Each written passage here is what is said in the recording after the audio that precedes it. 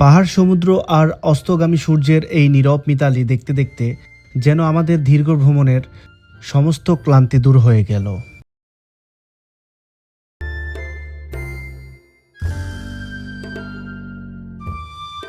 আমরা যখন শেষমেশ টেকনাফ জিরো পয়েন্টে, সম্ভবত শাহপুরীর দ্বীপ বা টেকনাফ সমুদ্র সৈকত প্রান্তে পৌঁছালাম, তখন এই শেষমেশ প্রান্তে দাঁড়িয়ে যখন দেখলাম বিশাল সমুদ্রের বুকে সূর্য যেন ধীরে ধীরে ডুবে যাচ্ছে, এই দৃশ্য জীবনের ভোলার নয়। পশ্চিম দিগান্তে টকটক লাল সূর্য তার শেষ আলো ছড়িয়ে দিচ্ছিল।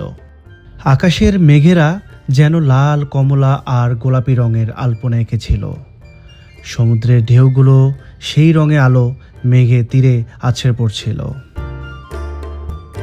এখানে এসে আমার কাছে একটা কবিতা মনে পড়ে গেল। টেকনাফের শেষ সীমায় সূর্যোদয় ডুব, রক্তিম আলোয় রাঙা দিগান্তের স্তূপ, শান্ত সাগর কেঁপে স্বর্ণালী আভায়, সেই দৃশ্য স্মৃতিপাতায় রয়ে গেল চিরকাল রয়। তো ভালো থাকবেন, সুস্থ থাকবেন।